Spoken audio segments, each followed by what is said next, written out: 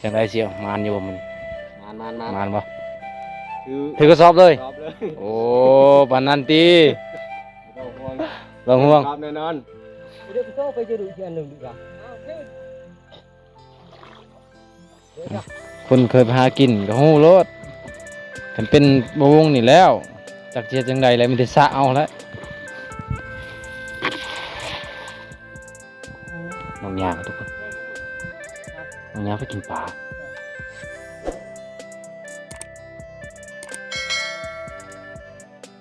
เอาสบายดีแล้วก็สวัสดี14เบิดทุกคู่ทุกคนมือนี่บวงก็มาถึงหมู่บ้าน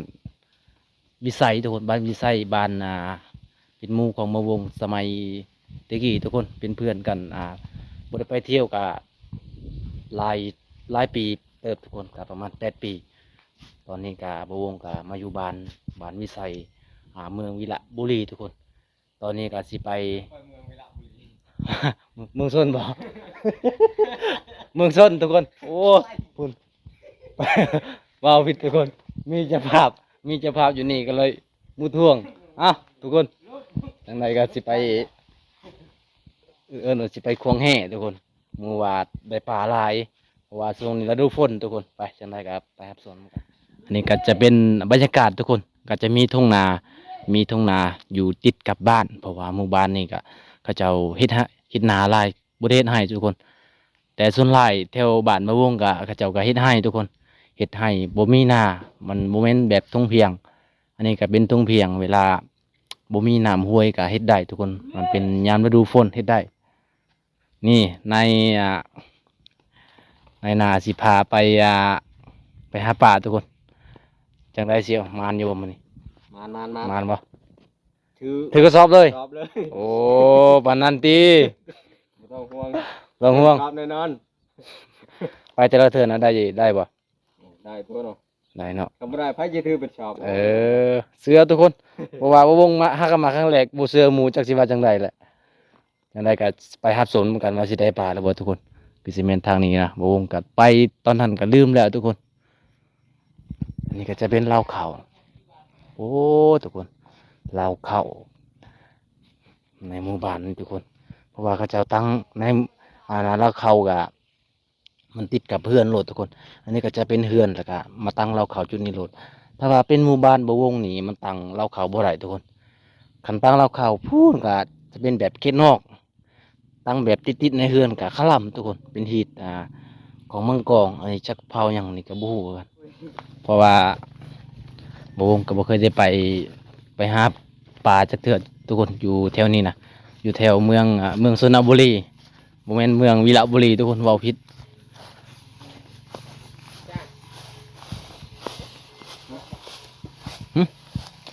ไม่พายนี่บ่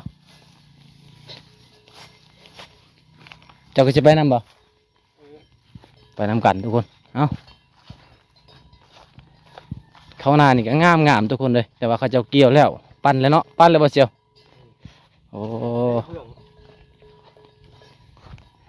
เห็นว่าเฟืองนี่เข้ามาเตะบอลได้กับผู้ นี่แหละเป็นเขตแถวนอกแถวชนบทเมืองชลบุรีทุกคนมันก็อยากคล้ายคือกันกับแถวบ้านบ่วงนะมันจังได้กาสิไปพบพ่ออยู่เสซ้ำซอยเมืองจำพรบ่เสียว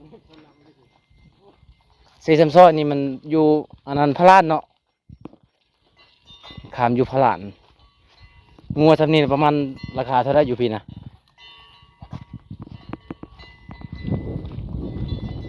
ได้บอก6 ล้าน7 ล้านกว่า ใช่6 ล้าน7 ล้าน โอ้มาแพงตายเลยอยู่บ้านเฮาซ้ำนี่นะ6 ล้านตัดเอาไม่ยังนี่เชียว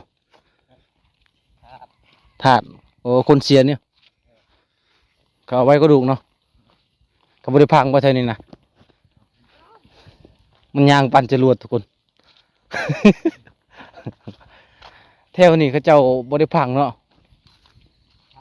จุเออ ทางไปเก็บกระดูก เก็บกระดูกเนาะอ้าว คือว่าพังเก็บกระดูกอีก เอา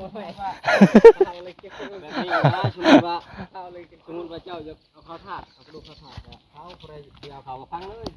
อ๋อจังซั่นเนาะแต่ว่าอยู่บ้านเฮานี่ฮีดเฮานี่บ่ได้พังบ่ได้บ่ให้พังบ่ บ่ให้จุดบ่ให้ไรพัง ฟังเลย พังเลย ดูใหญ่ดูด้วยเดี๋ยวเอากระดูกเข้าถาดเลยเก็บแล้วเข้าถาด เออ บ่ได้ฟังกับฟังหันเลย แต่บ้านเฮาบ่มีไผจุดนะมีแต่พังอย่างเดียวเอาปืนไปยิงนกนี่ก็ได้อ้าวทุกคนตอนนี้คือสิเข้าป่าบ่เป็นเข้าป่าเอ้าคิดว่าเป็นป่าเป็นดงอยู่พี่ซีนี่ปะฮอดเซซ้ำซอยแล้วทุกคนเซซ้ำซอยแล้ว มันก็จะเป็นครั้งแรกในการหาปลาอยู่เมืองสระบุรีไปหาเสี่ยวทุกคนบ่มีเหือปะ เลาะขึ้นเลยไปทั่วน้ำเก็บเลย อันนี้เด้เหือไปบ่ได้เนาะเหือนี่มันพังแล้ว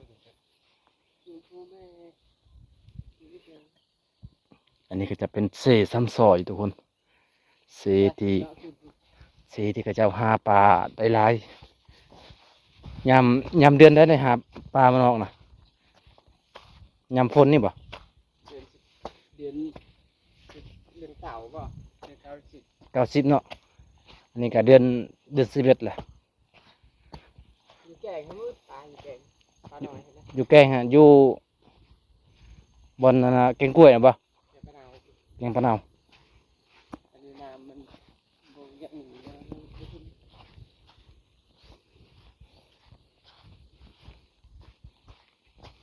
แถวบ้านเฮาเซละนองหันบ่มีเนี่ยปลาอะไรแต่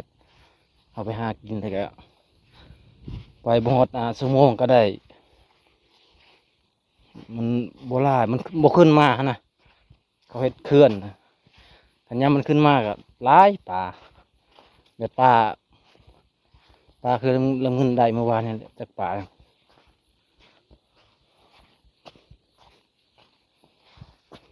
เอาทุกคน ตอนนี้ก็มาฮอดเรือแล้วทุกคนเขาจะตัดไม้นะไม่ยังไม่ไผ่บ่นี่เสียงเรือนี่ข้ามไปฝากเบิ่งนั่นทุกคน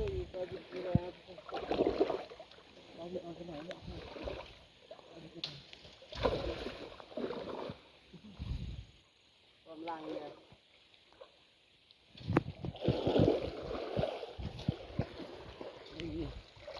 สวยแล้วไหมจ๊ะ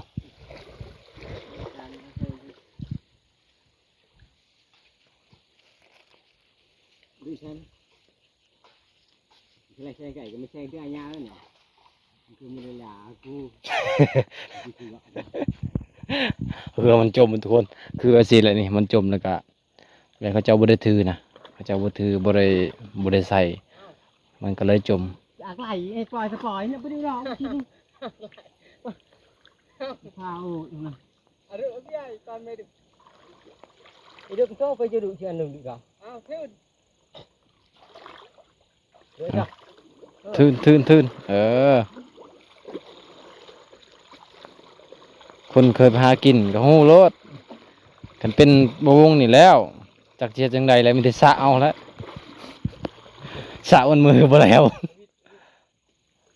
เฮ็ดจังใดต่อต้องจังซี่เนาะ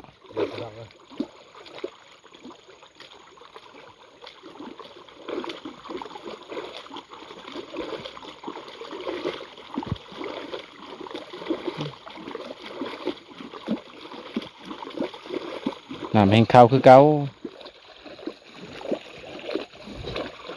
อันนี้ก็จะเป็นเสซ้ำซอยมาแต่พุ่นมาแต่เมืองพารานเลยทุกคนก็ถ้าเราไปเมืองพารานมันจะมีทางข้ามครัวข้ามแล้วก็จุดนี้ก็คือทางลุ่มครัวอยู่เทิงนะครับมันจะเป็นแบบอยู่เทิงทุกคนทั้งสีเลยโอ้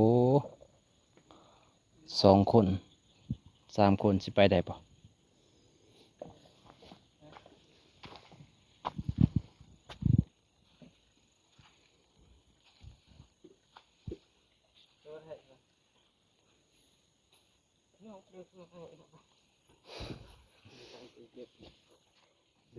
สิพอเลยเนาะ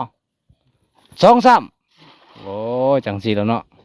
ขอให้มานเด้อทุกคนเด้อมาเยี่ยมมายามเสี่ยวครั้งแรกทุกคนก็เพิ่นพาไปเที่ยวเซซันซอย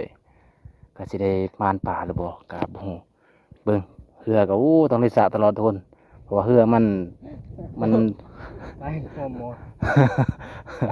ไอ้ลีเบิ่งถ้าบ่สระก็บ่ได้เบิ่งทางนี้พูนทางนั้นเต็มหมดแล้วคันถึกป่าได้ไปได้เสียวยังยึกรถบ่อ๋อเฮือนกับเฮาจับผู้สาวบ่ ป่าว่าได้ปลาตามอยู่คนค่อยแข่งเลย โอ้ ที่ไหนมาแล้ว ทุกคนเอ้ยรู้จักจังได้ว่าป่าเบิ่งน่ะโอ้ยทุกคนเอ้ยคันแบบบ่ได้เซียนหาปลานี่ก็คือสิบ่ฮู้ยกเอารถ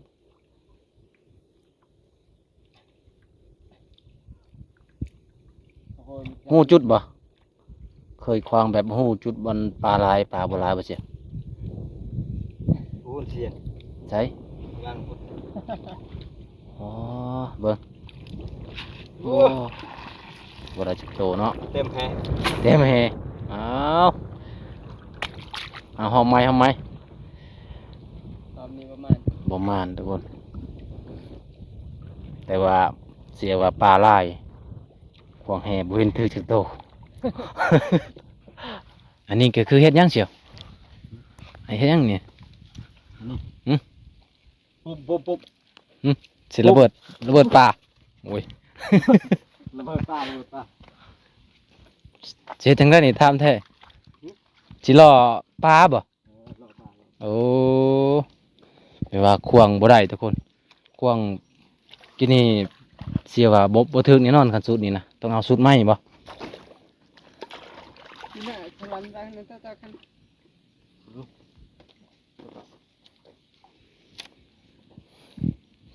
ต้องได้เอาขี้ดินอีกทุกคนเลยขี้ดินแล้วก็ไปลอกปลาเพราะว่าควางรอบแรกก็บ่ได้เบิ่งรอบนี้อีกหาทุกวิธีทางทุกคนเพื่ออยากได้นางเป็นเมียบ่แม่นเรื่องง่าย สุดท้ายอายก็เสีย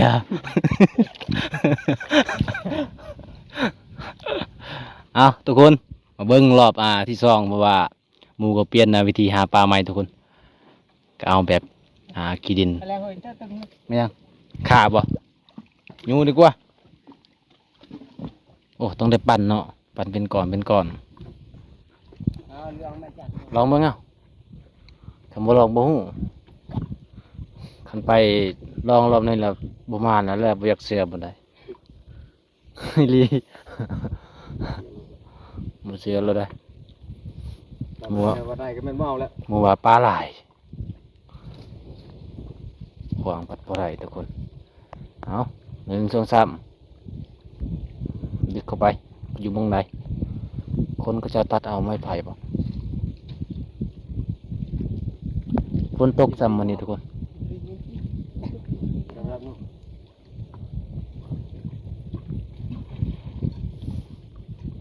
เอาทุกคนอานั้นดึกไปแล้วอานั้นที่ดินทุกคนว่าสิมาหรือเปล่าเป็นยังไงมันจากรอป่าแล้ว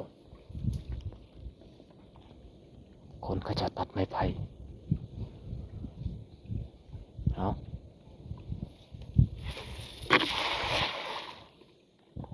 น้องยางอะทุกคนน้องยางไปกินปลา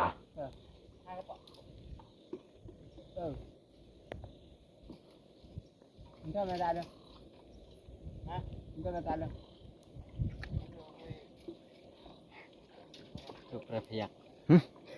ใช่เพียงถึกแล้วบ่จัก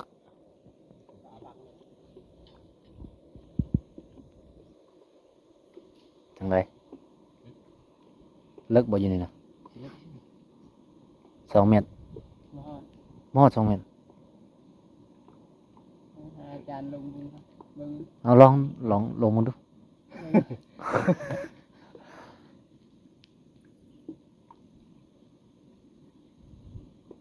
คันปลาได้ยินแล้วเนาะมันต่ำบ่คนที่เคยหาปลาทุกคน แบบชาวประมง ก็ว่าได้นะ บ่าวประมงโอ้ เป็นบาวประมงบ่โอ้บ่าวผิดแล้วสันคนที่เคยหาปลาก็จะหูแต่ว่าประมงโอ้อยู่ภูอยู่พาทุกคนก็บ่มีน้ำเสเวลาสิไปหากินเนี่ยมันก็ยากถ้าว่ามีน้ำเสเนี่ยคันดุเนี่ยก็ได้ แต่ว่าดุไข่ดุตายทุกคน เอามาเมื่อนี้เป็นจังไดหอบที่สองโอ้อยากคือเก่าตามเบิ่งหันหน้า เกือบ โอ้เอาจั คื ง อ ได เก่าคือเก่า จังไดก็เบิ่งรุ่นต่อไปทุกคนว่าสิได้หรือบ่คันบ่ได้ก็แล้ว แสดงว่านำเซซัมซอยนี่บ่มีปลา